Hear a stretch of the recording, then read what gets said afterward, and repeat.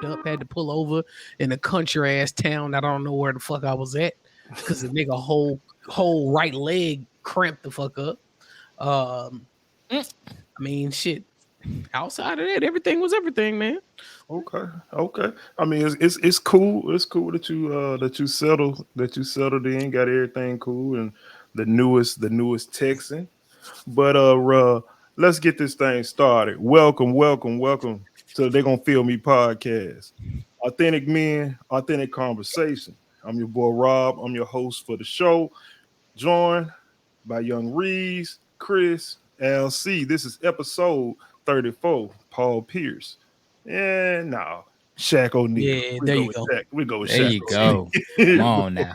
Before we get Don't started, disrespect number 34 like that, cuz. make sure you like, subscribe, and share this content, this video, this channel with your friends, with everybody that you think would enjoy. So let's get this thing kicked off. Last week, we heard a horrible incident happened in Buffalo, New York. When a gunman went and opened fire at a local grocery store, killing 10 people. Fellas, when you heard about this Buffalo shooting, what did you what did you think?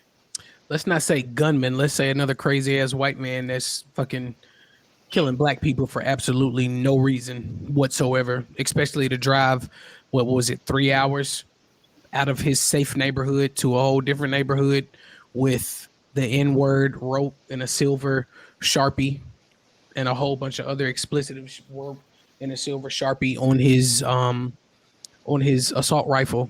And he just chose to get out and wreak havoc on black people who were minding their business, doing absolutely nothing. You know, the thing that really hits home for me is the fact that not only do I not see the media talking about this enough, I don't see enough black people talking about this enough. And I don't know if it's because we become desensitized to it, like we're used to Definitely it so. happening, like, or what the case is. But I remember hearing about this happening, and I was just like, I was really it was a shock to me because I was like, what the hell is going on? Because I think I heard about it during it happened during a playoff game, and they were talking about it. And it's just like I say, man, it's just not enough. It's not enough of this story being broadcast. And then of course the first couple things that you see, number one, he's not gunned down immediately. He's put in handcuffs gently and put in the cop car. Um, Number two, we see that, he suffers from mental illness and all of this, that, and the third. But then again, that question goes to, why is he able to purchase a gun? If he's suffering from mental illness, it's multiple things that goes into this, man. But definitely RIP to, those 10 that lost their lives just shopping. One of those was amongst those 10, was a fellow police officer who had retired, a black man that served in the Buffalo Police Department. I believe there was also a story about a 9 or 10-year-old girl that had to hide in a freezer because she was afraid for her life. Like, you know what I'm saying? It's just shit like this that happens, and we turn the blind eye to it, and we don't talk about it. We don't think about it. We just keep on going about our day, but stuff like this that happens, it's mind boggling. And that something like this could go on for absolutely no reason. And the thing that really gets to me, white people say that they're so scared of black people. Why? Didn't y'all hang us? Didn't y'all bring us over here to this country for absolutely no reason because y'all were too fucking lazy to do your own job? So y'all wanted us to do your job for you? Look deep in my fucking eyes when I say this, right? Didn't y'all bring us over here to this country, put us on these boats, make us come over here and do your job because you stole this country from another minority? You stole this country, and then you brought us over here so we can do your bidding. And then you enslave us, you beat us, you rape our women, you rape our men, you rape our children, you kill our children, you do all this other shit. But y'all are so scared of us, and y'all feel like y'all are so extinct and that we are taking over to the point that y'all have to kill us at a fucking convenience store shopping to go home, and half of these people were extremely old. Please explain this to me. Why don't I see this on Fox News? Why don't I see this on the media? Oh, I know, because y'all try to hide it, just like y'all try to hide, you know, the racist shit that y'all did back in the day and the racist shit that y'all still do. So it's BS at the end of the day. You know, I hate that it happened. It's ridiculous that it happened, but I guess it's just another day in America, right? When You I know, when I oh, go go ahead. yeah. No, you go ahead. When I first heard the news, I believe it happened on a Sunday, correct? Last Sunday, was it last Sunday? They My Yeah, Give or take. my wife was out of town. She was in Little Rock, and the first thing that popped into my mind is, man, like, I'm scared for my wife in there, because her mom, her dad, her sister, they were all together, out having dinner, and I'm just thinking, like, man, like, what if somebody goes to the restaurant where they at and decide to shoot up that restaurant? And then you go to your parents, you're thinking, like, because he killed a bunch of elderly people, it's like, damn, like, what if my parents at Kroger or at Costco, and somebody goes up in there and he just only shooting black people? Because let's not forget that, they say he's mentally ill, but he was in his right mind enough to not kill a white person. He was like, oh, he let them slide. So how can you be mentally ill and not aware of what you're doing, but you're able to recognize that somebody is white and you shouldn't kill them?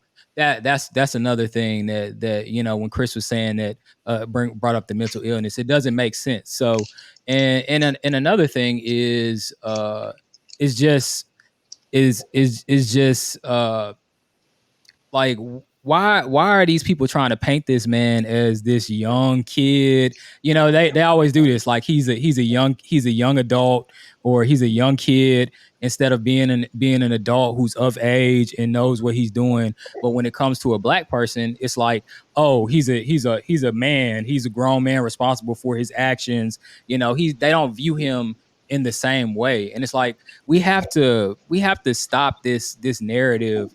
And it's all because all these people, they probably, some of these people believe in the same things that he believed in, but they won't go to that extreme that he would go to. You know what I'm saying? Like, they all are in cahoots with one another. They believe the same thing. They're racist themselves. Like, so that's why the media, you're not going to see this over the media all the time.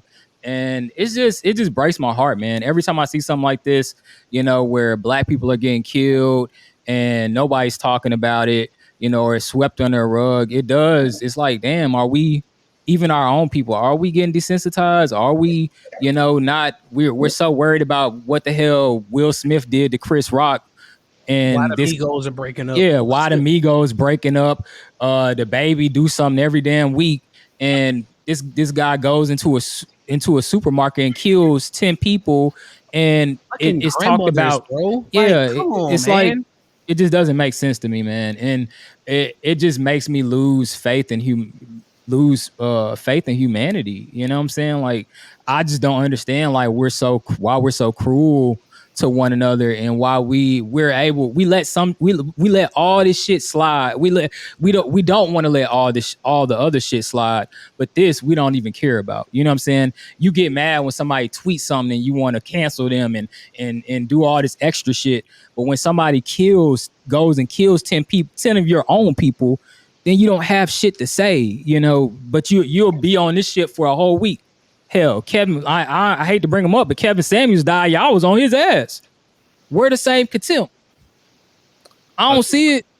that the thing that really um irks me, well, one of the things that really irks me about this whole situation is when you look at the story.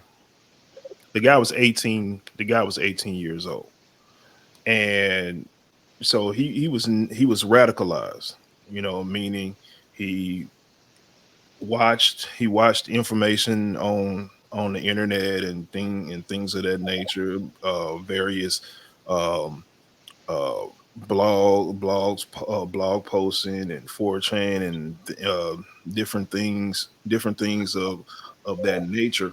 But days prior, he went down there and cased the joint, which makes it even Mhm. worse. So you took extra time to drive down to this spot that you know nothing about, did reconnaissance or whatever, and then drove back. Then you came back, and it reminds me, it goes back and reminds me of Charleston, with Dylan Roof. When he went in that Charleston, the Charleston church, for while they were having Bible study, and sat in there a whole hour while they were doing Bible study. They're talking about God, the love of God, and he had a whole hour to sit there and ponder and think. At any point in time, he could have reversed track and were like, you know what? These people have accepted me. These people are loving. These people, they didn't even treat me wrong. They could have turned me. They could have turned me around. But no, these folks brought me in. They didn't even say anything. They welcomed me and sat down. And you still take out an assault rifle and gun down unarmed people. In this situation, you go to a supermarket. Please tell me what's dangerous about a supermarket. Please help me understand. But you have people, they listen to this propaganda and they get radicalized, whether it's the replacement theory, as thinking that, hey, these minorities at some point are going to overtake the United States in regards to numbers, and then they're going to do to them what was done to them. I tell you what, that guilt is a powerful thing, and we've talked about guilt a lot. White guilt is a really really powerful thing because they figure, or they look at it through their eyes, through their prism, and like, hey, if I did this, if somebody did this to me, I'm going to do it back to them. And I've said this time and time before. I'm not sitting in any meetings, and I don't know of any other black individuals that I know are sitting in any meetings plotting and scheming about taking over the United States, or hey, we're gonna get revenge on Whitey for all these things that they've done. Nope. People really want the best for their family. People go to work every day trying to provide for their family, trying to put food on their family's table, keep clothes on their family's back, make sure their family, their kids have a safe place to live and to grow up and to be a positive asset to the community, not scheming and plotting about who got power and trying to take over this and trying to take over that. Nah. But in some kind of weird, twisted, bizarro world, you have individuals who think like, hey, we're gonna do this and we're gonna get them because they're gonna outnumber us, and then they're gonna enslave us, and they're gonna do this. It's guilt. And guilt will make you do a lot of things. So this whole story is tragic, and and I don't it even think his shit was like what he did was guilt though. I think it was just more so hate. Like being guilty and feeling guilt is you when you feel guilty, at least for me, I feel like when I feel guilty about something, I want to scour away. I want to hide. I don't want people to see me. You know what I'm saying? Like, let's say I rob Reezy or I rob Al C for some shit, right? And then it comes to pass, like, hey, Chris did it. I don't want to be seen by them. I'm gonna stay. I'm gonna stay to myself. I'm gonna stay in my own zone. I'm gonna stay in my own area. I'm not gonna want to kill them because they found out that I robbed them. You know what I'm saying? I feel like that is just pure hatred for what? You know what I mean? What but did think about what this though. what did a Think about what did a black kid do to you in school? You 18. Like what did a black kid do to you in school? think about this. And when I say this, I'm speaking like in generalities, not necessarily to this, not necessarily to this point when I say guilt. But think about this. Okay. what is something a buzzword that for a lot of months they've been talking about? Critical race theory. Critical race theory has been taught is only really taught on a college level. There are no high schools, there are no elementaries, there are no middle schools teaching critical race theory. But all critical race theory is saying is just being honest and truthful about, the whole the plight or the the trials and tribulations that various races go through. It's just being brutally honest and not sugarcoating it. But if let's say you're 70 years old, and you knew what happened during Emmett Till's time, you knew what was going on. Would you really want your granddaughter or your grandson to really look or know about that history? You will feel really embarrassed. You'll feel really guilty because would they look at you the same, knowing that hey, you got or you were part of a lynch mob that has something to do with killing blacks. So that's what to me, that's where that guilt comes on because they want to whitewash everything that lets people know that hey, they always refer to us as animalistic and barbaric, but when you look at the things that they've done, they're the animals. They're the barbaric people. Who ties somebody up by their neck and hangs them from a tree? Who sets people on fire? Who puts dogs on people? Who shoots people with hoses? Who bombs churches? Think about the depravity that you have to do some of these things. But we're I I know I know when it comes to this whole situation, I mean, I think it's an unfortunate and very human thing that like there's just people out there that just want to, as they say, watch the world burn. And I feel as if like these lone wolf style shooters, more times than not, they happen to be Caucasian.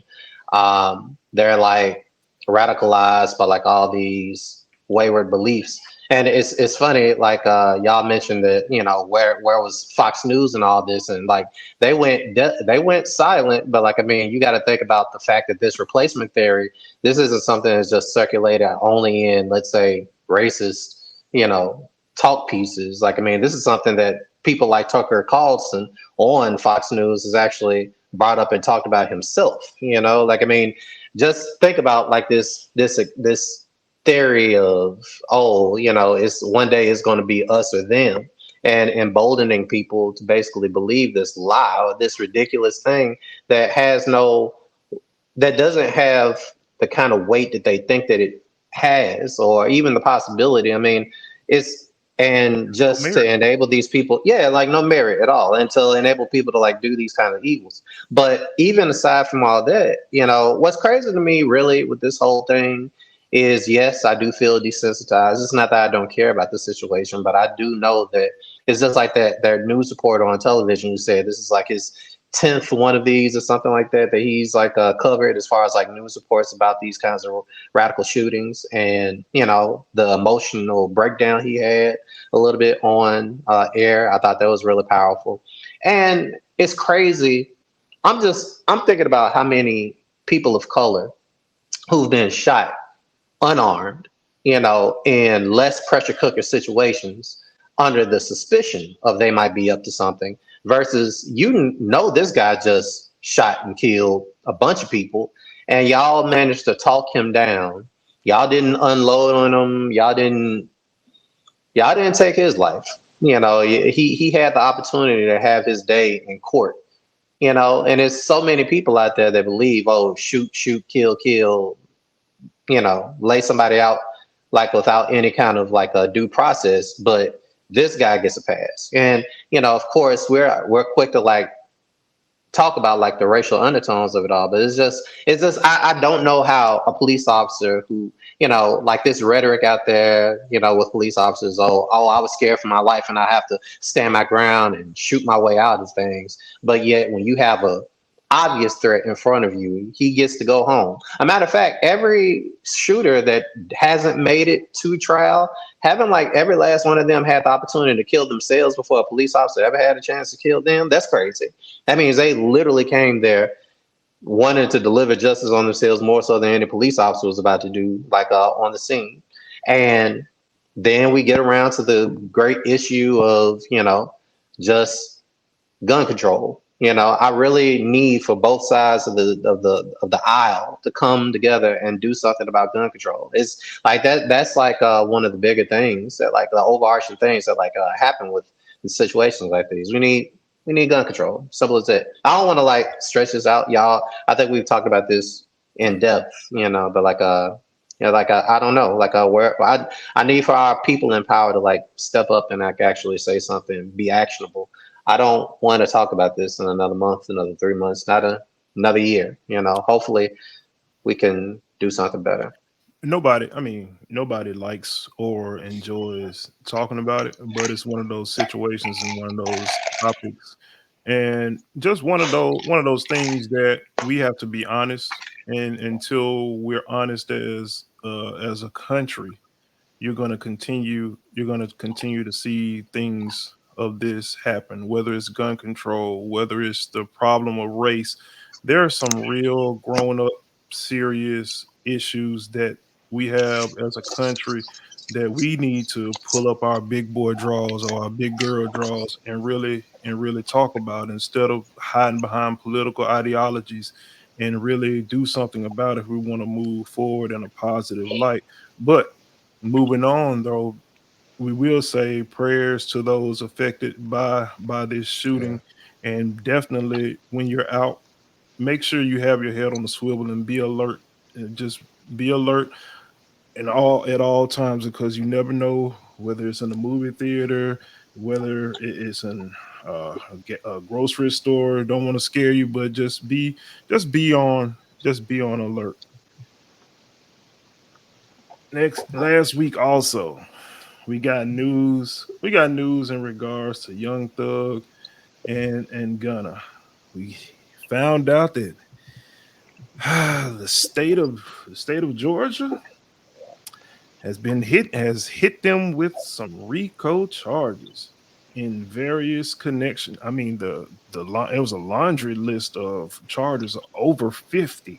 So, fellas, guys, think about when you heard about the news with Young Thug and Gunna in regards to the RICO cases. All I'm saying is FBI.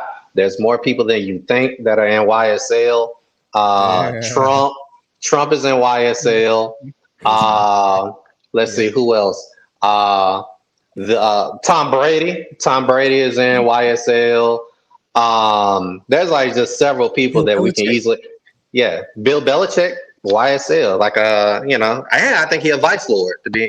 So you need to get him. That boy big banging. Stop playing with him. Yeah, yeah, Oh yeah. my God, bro. Mm-hmm. Mm-hmm. Yeah, all of them. They're affiliated. Get them too. The first thing when I heard it, it was surprising to me that Young Thug, and I could see Young Thug, but Gunna was just kind of a shock to me. I didn't expect him to be involved in something like this, but looking into the RICO charges, and how those cases are formed, it's basically based on it's organizational structure. That's where those charges are brought up. So that's why he's tied into this. And I don't want to play judge, jury, and executioner. I'm not jumping to conclusions. They got all these charges against them. I don't know if they're true or if they're not. I hope and pray that they're not true. I would like to see Young Thug and Gunna be free and make music. But if they have done some of the crimes that involve people's families members, then they should be held accountable for the things that they've done. And that's where I stand. I've heard a lot of people talk about this subject, over the past few weeks, and it kind of opened my eyes, because I was on the side of, if they did the crime, they should do the time. No matter, I love their music. I love Gunna, I love Thug, I love YSL. But if they did the crime, they need to do the time. But then listening to people talk about it, and hearing, what the RICO cases are all about, and knowing that it's an organizational thing. There's tons of organizations that do crime. It doesn't make what they've done right or lesser, but what about the KKK? What about some of these other organizations that are like white collar criminals that are doing illegal shit? Like where are the RICO cases for those organizations? It just seems like and I hate to make it a race thing, but it's like we got a target on our backs at all times, and people are just out to get us. At the end of the day. So to me, like I said, I hope and pray that they get out and these things aren't true, or maybe they get lesser charges. But I mean, like I said, if they did the crime, they need to do the time. So stop using our lyrics as fucking ammunition for your cases. Please, let's stop doing it. Now, diving into the whole thing, I understand the whole YFN versus YSL shit. There were a lot of people that died, which is, I saw something that was very alarming and made a lot of sense to me. They knew that, the whole YSL versus YFN, which was a lot of murders that popped up in Georgia in the Atlanta district. They knew a lot of that stuff was going on. It's like, why didn't y'all stop it ahead of time? Y'all let a lot of these innocent, I'm not gonna say innocent, but y'all let a lot of these men, get killed when y'all could have stopped this years ago. When you look at the charges, these charges are dating back like 50. When you talk about 50 charges, bro, we talking about years worth of documentation. That ain't just like 1 or 2 years. We're talking about 4, 5, 6 years worth of documentation. You knew about this murder. You knew about that murder. You know what I'm saying? It's like, bro, just why didn't you stop it ahead of time?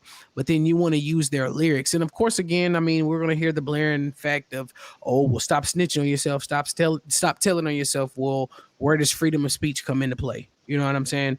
But I mean, I think Reezy hit the nail on the head. I'm not saying that they're innocent. We talked about this in the group chat. I'm not saying that they're innocent. You know what I mean? But when you look at things like the KKK and all these other people have done, we just talked about, critical race theory and shit that's happened before. Nothing has happened to these people, but we have guys killing our own people, and we're willing to put them in jail on RICO charges and lock them up for life, when they're really taking care of their community, taking care of their family, doing some dirt. It happens. What you name, you give me one politician, one successful businessman that hasn't done some dirt on his way to the top. You know what I'm saying? And I'll give you $1 for every person. I know for a fact that there are plenty of people, whether we're talking black, white, Hispanic, I don't give a fuck who it is. There are plenty of people who have done dirt on their way to the top to make millions and millions of dollars.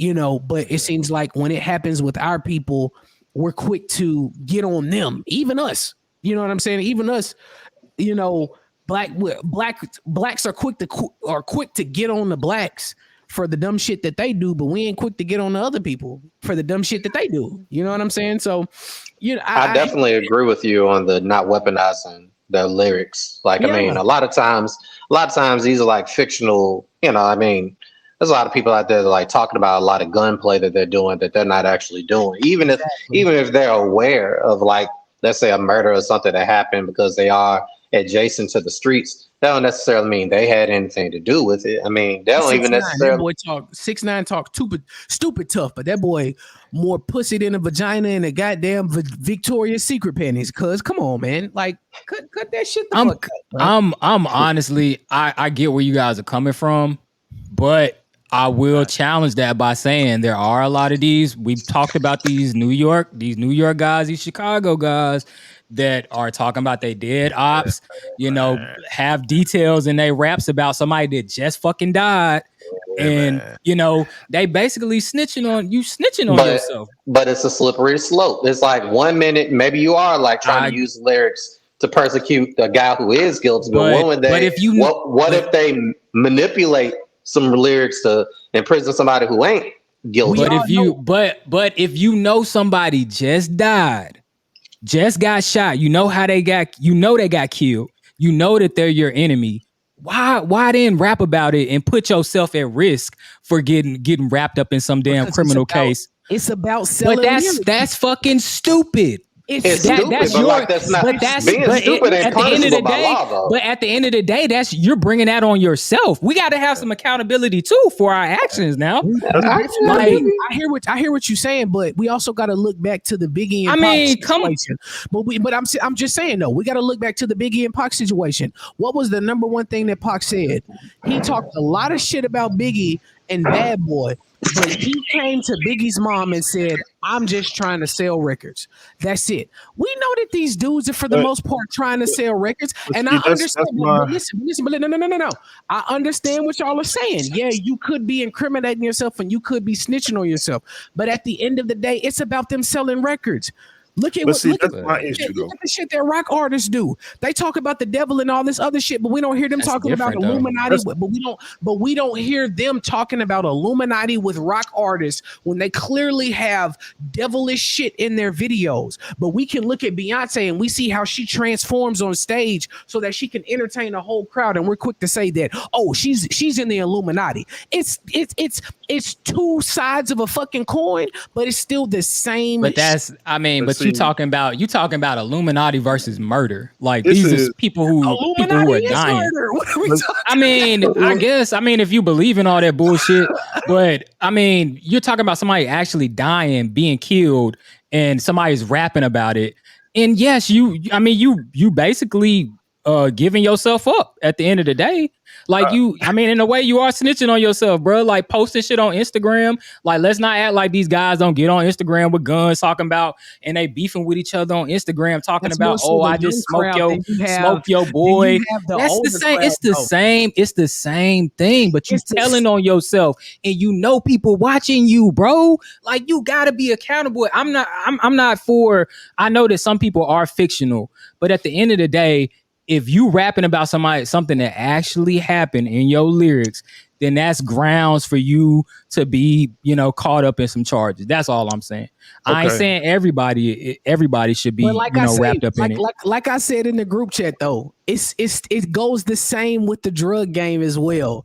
We sit up here and we talk about it's different when you talk. You saying it's different when you talking about killing, but we're still slowly killing our own people when we talking about selling crack in Marcy projects. I get it on this fucking pedestal, but then we want to put Young Thug. I get it, but you can't relate drugs to murder. Like we talked about this. We talked about this, bro. Like killing somebody. Doing drugs is a choice at the end of the day. Murdering somebody, I don't have a choice. I don't have a choice. But it's not. It's a choice. It's a choice for the suspect. No. It's not a choice for the victim. But think about this. It's not a choice for the victim. Hold on. At the end of the day, when you choose to sell a drug, what is we talking about? When you choose to sell, I can't choose for somebody to fucking shoot me. I can choose to do some damn drugs. You can't choose for somebody to shoot you. I'm just saying, bro. At the end of the day, bro. Sidebar. The fuck are we talking about? Hey, you go to your corner. But the thing about it to me, and I'll be the bad guy. I'm cool. I'm cool with that. I take issue to something that Reezy said, and I take issue with something that Chris said. Because to me, I'm not gonna put race. I'm not gonna put race in it, because when you look at Rico, you can go look at the Rico all the way back to the mob. The Rico originally they brought in to take down crime, organized crime with John Gotti and the freaking New York mobster. So it's not like it's something that's germane just to blacks. So the Rico thing is not just us. But this is my issue. My issue, Chris, you were saying that, okay, something that Pac was saying is, hey, we just trying to sell music. We just trying to sell. My issue is you got kids out there that don't know the difference. You got folks out there that don't that believe everything that they hear. They hear you out here saying I'm banging, I'm slanging, I'm doing this, I'm doing that. I guarantee you there are hundreds of thousands of people until that stuff came out about 6ix9ine, about who he actually was. There were people that really believed everything that 6ix9ine was saying. So my point is when you have a following, when you got a following, people believe you. When you got a platform of people that's buying your records, I'm sorry, but you have an obligation. You got an obligation to the this might be me being naive. It might be me being naive, but you got an obligation to be responsible with some of the stuff that you say. I know that when you growing up, you got some of us that live in bad situations, bad environments, or whatever, and you're painting a picture. You paint a picture. You paint a dramatic picture. This is what happened. Blah blah blah. But at some point, you got to take responsibility for your actions. And if they got 50 some odd charges, where there's smoke, there's fire. I'm sorry. There's just, I mean, now we can argue why did they let it go on? Why did they let it go on for year after year after year?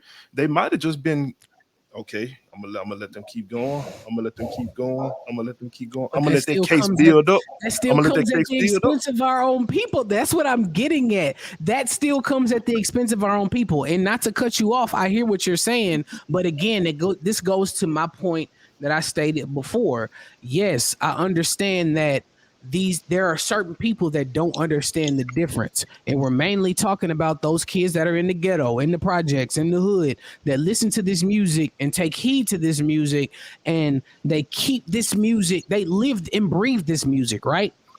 But Yeah. we're also talking about people who are in broken homes, and we can also say that diving deep into those motherfuckers that talk about selling crack in Marcy projects and serving dope to these people that are breaking up their families, this is part of the reason why they are not having successful mother and father homes, so that way they can raise their children the way that they're supposed to, because the father is either dead or in jail and the mother is either strung out on crack or working 3 or 4 jobs trying to provide for her kid. Now, I'm not saying in any way, shape, form, or fashion forgive what they're doing. Murder is murder. It's not right, nigga. I had my own auntie get murdered over some dumb shit. I understand that stuff like this happens and it is not to be forgiven. I still ain't forgave that nigga. If I saw the nigga that fucking murked my auntie, I beat the shit out of him to this day. I will never forgive him for that shit. But at the end of the day, like I stated, whether it's murder or it's selling crack or it's selling drugs, whatever the case it may be, if you kill somebody right then and there, you end their life right then and there on the spot. If you sell drugs to them, you're just fucking prolonging the time that they're gonna have their life ended. That's the reason why we see so many people on the corner with, will you please provide something for me so I can go get food, knowing that they're gonna go get drugs. That's why we're not giving them any money, because we know that they're gonna go purchase drugs, or we know that they're gonna go purchase alcohol at the end of the day. And to Reezy's point, like he said in the group chat as well, we can't just sit up here and talk about solely we can't sit up here and talk about drug dealers. We got to also talk about, these alcohol companies. We got to talk about all of these liquor stores and shit like that we have put up in the hood. But at the end of the day, two birds of a feather flock together. Whether it's liquor or it's alcohol, we're always going to get onto our people first before we get onto anybody else. That's where race comes into this point. At the end of Well, the day. personally, one thing that I think about this is that one thing that I think I'm aware enough of to know is that if the feds brought up these charges, you know, police, feds, whenever they're looking to bring up charges on people, but sometimes the reason some people be like, how did that person get off? How did that person escape justice? Is because like their case wasn't strong enough to like basically hold up the charges, and they knew that with a good lawyer that could get over and get off. And for the feds, you know, like, I mean, we ain't talking about state level. We talking about like federal level, you know, law enforcement entities to be after these dudes like this, you know, that, I mean, I do think that the practice of waiting for somebody to commit a crime, to your point, waiting for them to do thing on top of thing rather than stop it at the, you know, they're building the case. They're not stopping crime at that point, you know, like, and that's what I don't personally agree with. But yeah, like, I ain't gonna say that they're guilty for sure, but you know, like it ain't looking good for them. And I feel like in situation, yeah, not at all. And and ultimately, you know, the weird thing is that like I want people to be brought to justice, whether you're black or white.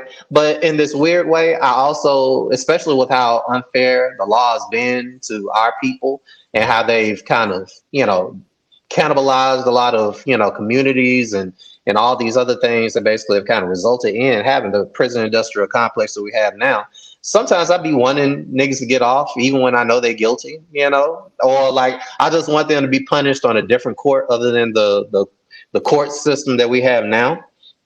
I don't know. It's weird in that way. Like I have a question, and I'm not in any way relating this to the crimes that that these people have done or allegedly. But what's the difference between these guys if they're guilty or using their lyrics, you know, in a situation like R. Kelly? You know what I'm saying? Like, I'm not relating R. Kelly to. never talked about. I'm not relating it to. But I'm just saying we're like trying to let them slide. Like, you know, like we're creating this situation where, you know, well, I don't want to see them go down. Da da da da da da da da da. But I mean, at the end of the day, if they did the crime. But I never said I don't want to see them not go down. It's just that it's weird. It just feels like it's weird to watch the legal justice system punish our people and then be like, oh, well, I guess they deserve it. I don't know. It's like, I wish there was just a separate, I mean, I know this is just like some pipe dream, but I just wish there was like a separate legal justice system specifically for us where we could judge us, you know, like on with some level of fairness. I think it's hard to compare the two because we never said that. We never said that. At least personally for me, you know what I'm saying. I understand I'm the youngest out of a lot of people think R. Kelly is innocent. A lot of people already know what the fuck R. Kelly did. We knew about this shit years ago, and yes, we may have thought that we knew about what was going on with YSL, but I'm not in any way, shape, form, or fashion. Never have I ever said, hey, they're innocent, 100% are they innocent. I never said that. You know what I'm saying? I understand that there's a lot of shit going on, especially when you dive deep and you look at YouTube and you hear a lot of the shit that's been going on between these two specific groups, not to mention other groups.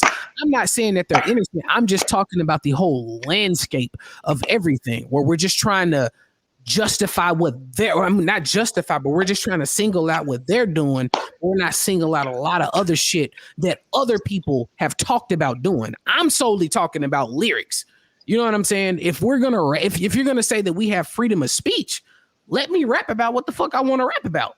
You know what I'm saying? At the end of the day, R. Kelly ain't never said I'm fucking 13-year-old bitches. I mean, come on, he's not gonna say I'm fucking 13 years. Well, I mean, he's kind of hinted at it in a couple He did call us up the pipe popper, right? Yeah. You know, writing music for Aaliyah, you know, age ain't nothing but a number. I mean, he's made some songs that's a little questionable. We just didn't get the memo. You know what I'm saying? We didn't get the memo because we loved his music. But when we hear about rap, we know motherfuckers with rap dating way back. They always have talked about, when we talked about the aggressive rap and shit like that, they've always talked about aggressive shit, whether it be shooting, killing, fighting, whatever the case it may be. We've always heard about stuff like this dating back to NWA, who are considered the originators of the aggressive rap era. Right? We've heard about it since them. So we know that we expect that from certain rap, and we know that we have different genres of rap. But you know, motherfucking R. Kelly ain't finna come out here and say he fucking minorities, cuz come on, man.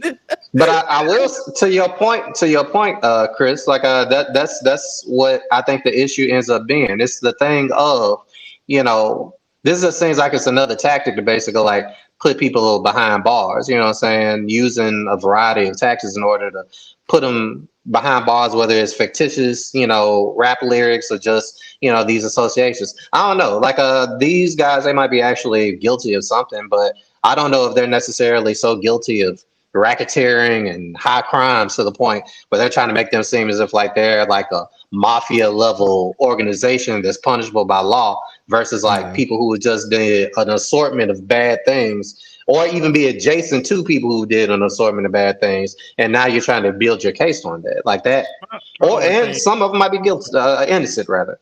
the only thing about this, and we'll just move on, is I think when you look at rap as a genre, of music, kind of like what Chris was saying. As I think about other genres of music, though, I mean, you really don't have a lot of the things that's going on in the subject matter, people talking about certain things because you listen to the blues. Okay, the blues is talking, my baby left me, blah blah blah, or whatever, whatever. I mean, you listen to heavy metal, grunge, or whatever. A lot of that stuff is like drug infused or whatever. I mean, there's nothing else that I can think of that really you could correlate or parallel with rap music. Where people talk about their clique of people and what they do and things of that and things of that nature. So I kind of think rap is like in almost in like almost like in a category It by is. itself, when as opposed to looking at lyrics and using lyrics against you. Because look at country music. I mean, country music ain't talk. Me and my boy Jethro, we we clicked up and got on our horses and we did, we pulled a ride by. I mean, And then what? fuck their cousins. I mean, like when you think about it. Man. So that's I tell you one thing though, this is one situation with all them charges. It's not gonna be rectified anytime soon. Anytime So, soon, no. I mean, hopefully the best for them brothers, and hopefully they're not guilty of what allegedly they've been charged with. But moving on. Oh man, got your boy Nick Saban. Also in Boy, YSL, by the way. boy, Nick boy, Saban. boy. Your boy Nick Saban. He Mhm. he got to run in his mouth. Got to run in Mm. his mouth this past week. And he ticked off quite a few people. He during a program, he was talking, and he made a few allegations towards Texas A&M and Jimbo Fisher, and also intimated that Jackson State paid Travis Hunter $1 million to come to Jackson State. So when you guys heard what Nick Saban said, and also the response from Jimbo Fisher and Coach Prime Sanders, what were your thoughts? That privilege, that it sucks when that privilege don't work, big dog. That's the first thing I thought. It sucks when that privilege don't work. And this even goes for my motherfucking Texas Longhorns, big dog. You know what I'm saying? Like I'm a avid Texas Longhorn fan, but we all know at the end of the day, these white colleges didn't want our black players playing for them years ago. And now all of a sudden, when we see, damn, these niggas got the juice. These niggas is fast. These niggas is athletic. These niggas can do a lot of things to put my program up here as opposed to down here. I want that nigga playing for me. You see what I'm saying? And it just goes to show that when you don't get your way, especially with the NIL and all of this other stuff that's going on, when you don't get your way, it's a big, big problem. And that goes for a lot of colleges, because I know that young man had a lot of colleges on his list, and he chose to go to a HBCU. And this is something if there are any young brothers that are out here playing this game, whether it be football, basketball, baseball, whatever the case may be, Darts, golf, I volleyball. don't give a fuck what sport it is. Go to an HBCU because Preferably Mississippi Valley State University. when your This mama, man right when here. your daddy, when your grandmama, when your granddaddy, when your great grandma, when your great granddad, I don't give a fuck who it was, dating back to years ago, they did not want you, your complexion, playing for their school because you were too dark. You didn't fit the narrative, you didn't fit the description, right? You had to go to that HBCU. And now that those HBCUs have star talent at the coaching position and they can persuade these kids to come and play for that program, and because we have the NIL where you can get paid whether you play for the most prestigious program or you play for the lowest program, you still can damn near get paid the same.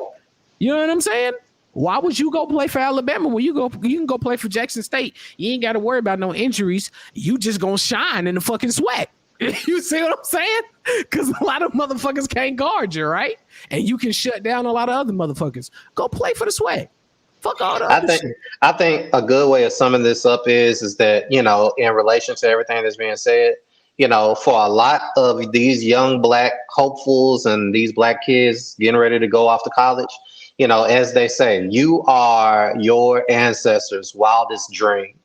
And the idea of the system being upset, these same young black youth going on to these predominantly white institutes and leaving those institutes they were used to be bound for and coming to black institutions is their wildest nightmare. They don't want the status quo of taking the cream of the crop per se in the black community and letting them not go to their programs, their institutes, and instead coming back and serving their own communities like that. That upsets the status quo to a point that I can understand it will make a particular kind of white person or a particular kind of person in this situation. Not saying they're racist, not saying Nick Saban is racist, but I'm sure this is enough to make them steaming mad. And honestly, his white tears, I'm sure they taste delicious right now. Fuck this guy. That's all I got And to say about it. I'll say this before I let anybody else speak. I just feel like it's real sad amongst somebody as prestigious as Nick Saban. You're supposed to be this top tier coach. You're supposed to have this top tier program. You can coach anybody up to be star talent level. You shouldn't need the top recruit in the fucking nation to make your program better because you can take a 4 or a 3-star recruit and turn them into a 5-star recruit, right? I just feel like it's BS, especially when we see all these commercials that he's done with Dion and all this other shit. I feel like it's so BS for him to come out and single out these programs because he didn't get his way. It's very, very, very, very, very unfair. And it's very messed up for him to come out here and say these things because who's to say that the NCAA didn't double down on Dion, not Texas A&M, because we already know they're gonna whitewash the shit that happens with the white motherfuckers. Who's to say that they didn't double down on Dion and then cancel his whole program because of what Nick Saban said? So I feel like that whole overall piece was very, very BS and it was very low. And I don't blame Dion. And not only do I not blame Dion, I don't blame fucking Jimbo Fisher and whoever else Nick Saban called out. I don't blame them for not accepting that apology because I feel like he was forced to put that apology out because he knew he was wrong for the shit that he said.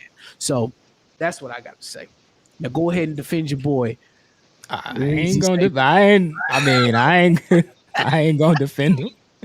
No, I mean I was disappointed. I heard everything that transpired. I watched Dion talk about it. I saw Jimbo emotional talking about it. He looked really upset. But I think it's sad. We've won our fair share of championships, and I think Nick Saban, I'm not giving him an excuse. I think he's just trying to basically get his boosters to give him more fun so he can ultimately get better recruits at the end of the day. But throwing people under the bus is never the way. I hate when people throw people under the bus. in my personal life, in my at my job, I've dealt with people who throw people under the bus. So to me, I was definitely disappointed in Nick Saban. I think he's being a baby, about the whole situation, and just because the chips don't fall your way, and somebody else has a better recruiting class than you do, or somebody gets a player that you may have wanted that, and you're questioning why they got that player. I mean, ultimately, you pay players too. I know they pay players at Alabama. Come on, I'm not stupid. Like at the end of the day, and they all these colleges pay these top athletes. We be kidding ourselves to think that they're not paying some of these guys. Except Maybe Dion, HBCU, we ain't maybe got no Dion money to didn't. pay. Maybe Mm. Dion. Well, Dion got money. You know what I'm saying? But I mean, I'm It's just coming out saying. of his own pocket, like ain't Yeah, it? yeah, Like, yeah, yeah. I'm just saying. But I mean, I don't think that Dion they're paying players of course at the HBCUs, but uh all of these D1 schools, the top Power 5 schools we know they're paying players. So I mean, and so Nick Saban, that was trash at the end of the day. He's the coach of my favorite college football team, but it was trash. I'm just gonna call a spade a spade. If people expect me to come defend them just because I rock with Alabama, joke's on you, motherfucker. At the end of the day, haha. My question is, why would you be so happy to lose? Why would you be so happy to lose a recruit to Clemson, a team that has beaten you in the big dance in the big game, but you upset because you lose a top recruit to a HBCU? That's my biggest question I that don't I think I pose to don't think he anybody was that up. I don't think he was upset. I think he threw Dion in there because he knows that Dion has that ability to pull in those top recruits. You know what I'm saying? Like he has that star power to get those guys, and I think he feels threatened in a way by a coach of Dion's stature as far as his star power. You know what I'm saying?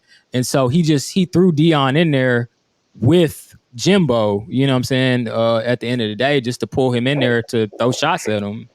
But see, I mean, you already know I'm biased anyway. But the Of the course, the thing about it though is Jimbo. To me, Jimbo was the target. exactly. Dion He was was just just an innocent collateral. bystander. Yeah, he was just an innocent He was bystander. just He just got collateral astray. damage. Because y'all think about this though. Think about how absurd. Think about how absurd this is. You had the number two recruiting Recruiting class class. Yeah.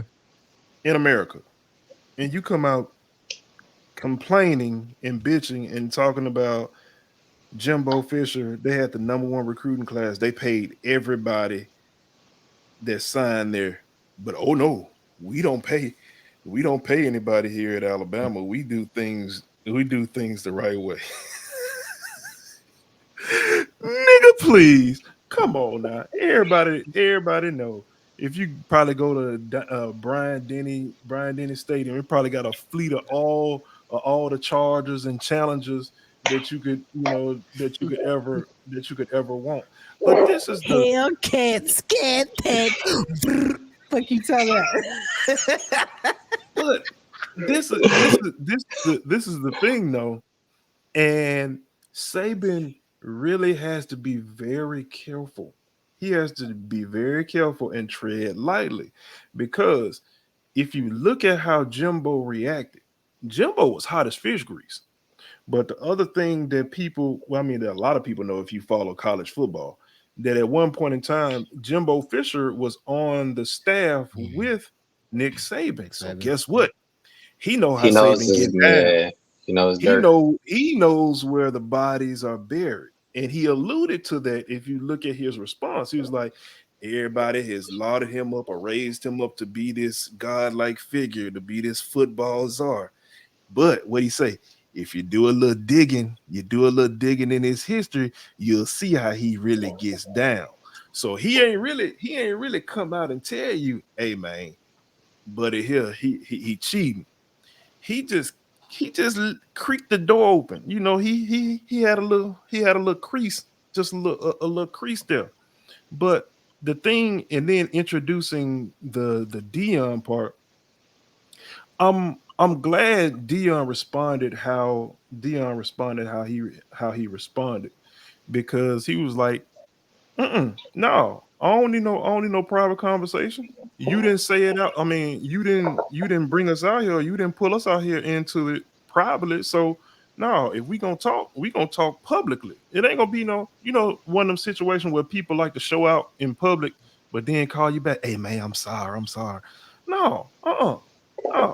If you did it in public, you talked about me in public. I need you to apologize. Apologize in public, because there is no way that rumor has been circulating around ever since Patrick Hunter signed with Jackson State, and a lot of it has really been sour grapes from Florida State. Florida State alums and Florida State boosters, because he spurned Florida State to go to Jackson State, and it speaks to people's arrogance. They figure, like, look at this little Jackson State, this little HBCU. There's no way in the world this top rated 5-star player would want to go to Jackson State, because, hey, they're poor. They're in Mississippi. They're black. Blah blah blah. We're Florida State. We have money. We have facilities. We have a name. We got blah. Sometimes folks don't care about that. You got some people out here that are just different. You got some people out here that just march to the beat of a different drummer. Everybody don't want to go to Florida State. Everybody don't want to go to Alabama. Everybody don't want to go to Clemson. Some people want to blaze their own trail. They don't want to follow behind everybody else. They want to do something for themselves. Think about it. If I'm a DB, a 5-star DB, and I have the opportunity to get coached by the greatest DB who ever laced them up, and then I get to go to a HBCU that's surrounded by my people. Mm. I went to homecoming. That was my visit. So I went to homecoming. Man, I see all this black excellence around here. That I done probably booty. went to the Greek show.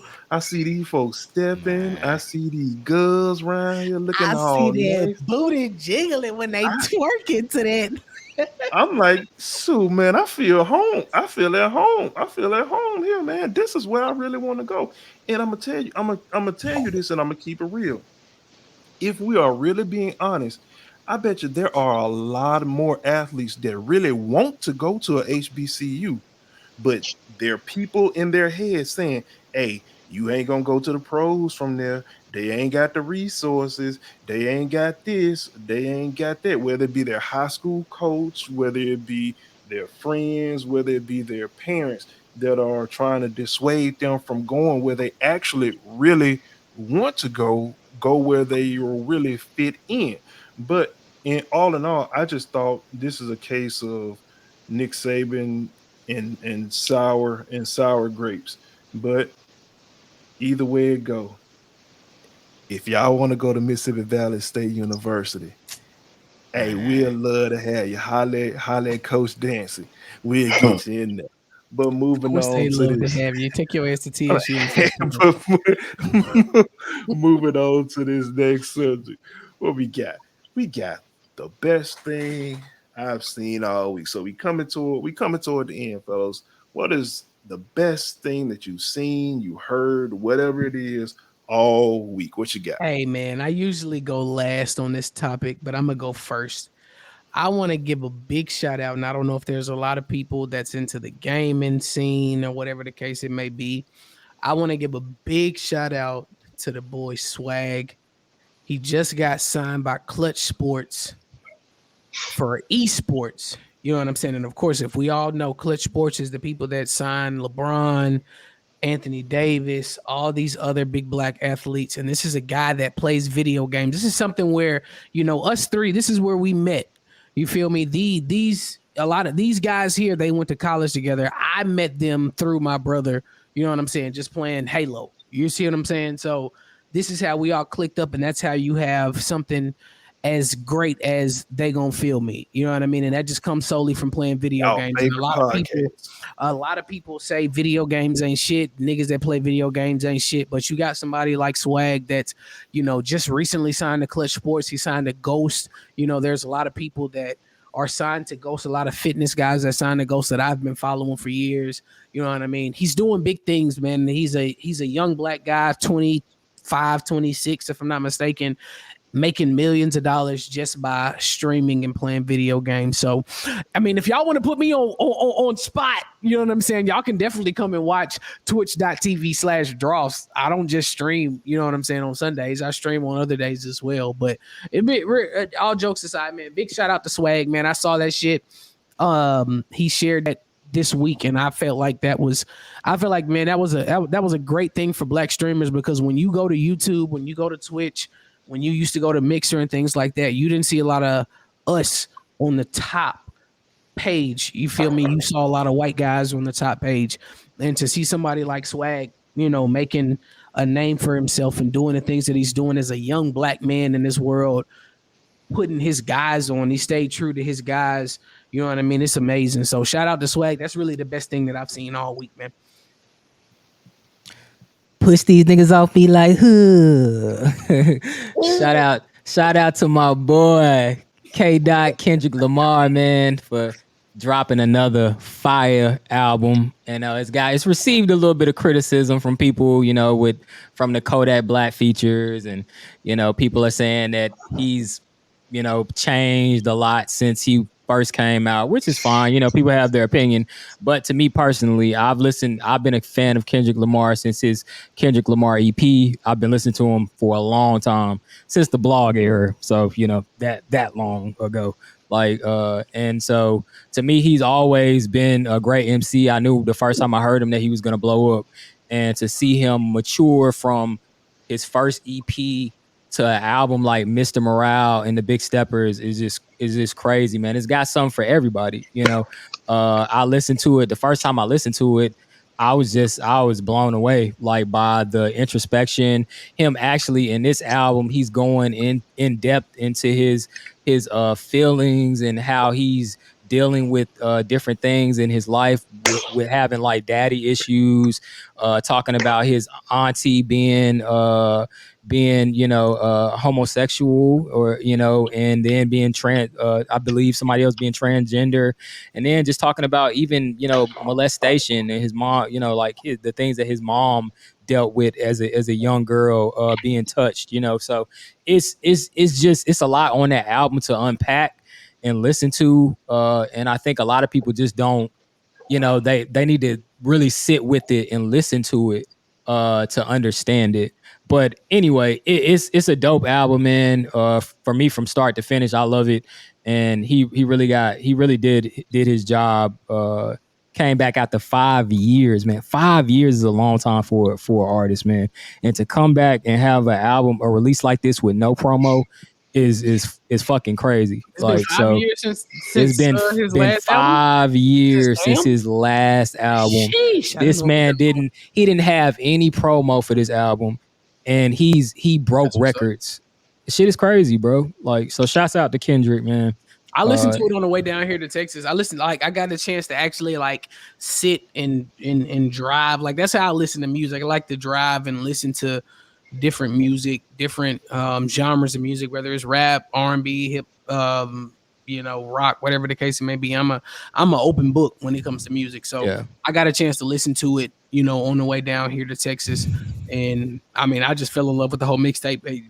Definitely going into what you said, you know, as far as him talking about, you know, his mother being touched, him talking about the LGBTQ community and everything like that, with his cousin being gay or his auntie being gay or something like that. Like, I got to dive into a lot of that, and I was just listening like, bro, like, damn, he's getting real deep. So, but I mean, I expect that from Ken. Like, I mean, Kendrick has been that dude that's been deep since you first put me on him back in 2009. So yeah, most definitely I fuck with it.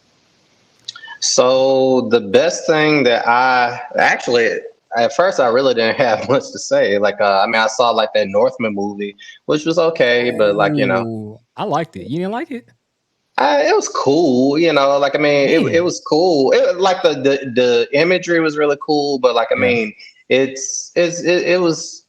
It's like a new age Conan the Barbarian type movie to me. Like, but I do like, you know, I'm into mythology, so like I do like how they integrated that into there. But Actually, completely separated. If I had to go with something truly that I saw this week that I enjoyed, so I watch YouTube pretty much like I watch television at this point. And Vice News, I follow them, and they had like these number of exposés.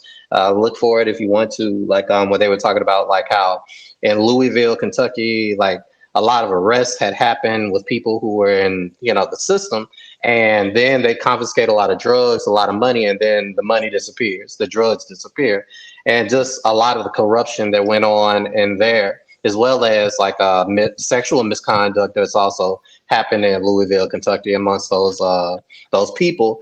And a lot of the people, and some of the names that are mentioned specifically were some of the people who are also involved with Breonna Taylor and her death. Some of those police officers like Brett Hankinson and some other police officers that I can't recall. And they were just talking about how all these charges were brought up on them about how these things happened. These women claim that they did these things to them.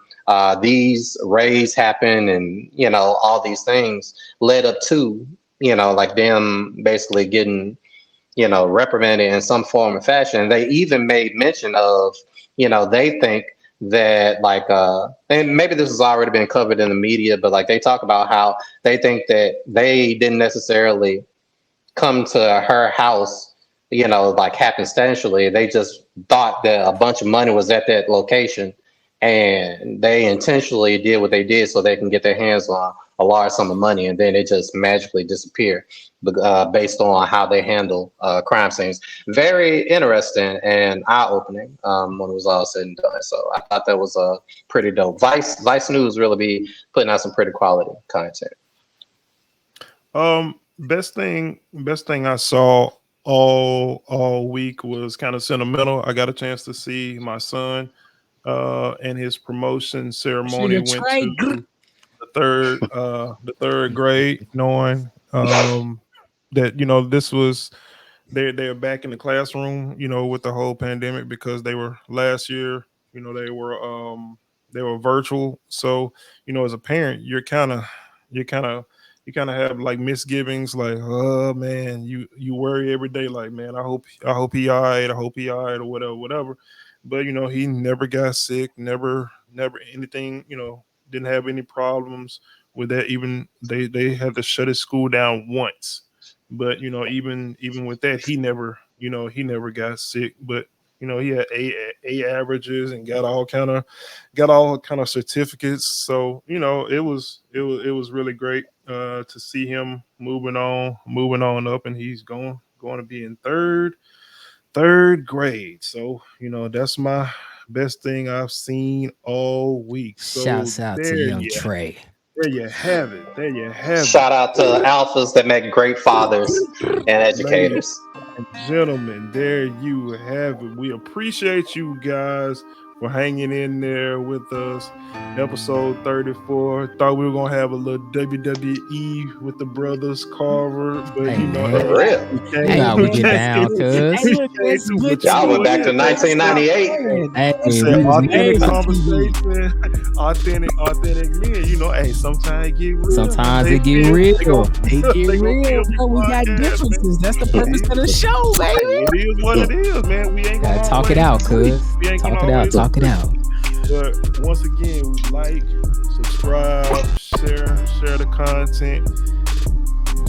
And as always, if you ain't feel us this time, you definitely gonna feel us next time. Young Chris, Give us some Texas swag. Give us some Texas swag on this one. Yeah. All right. What he said, if you didn't feel us this time, you're definitely gonna feel us the next.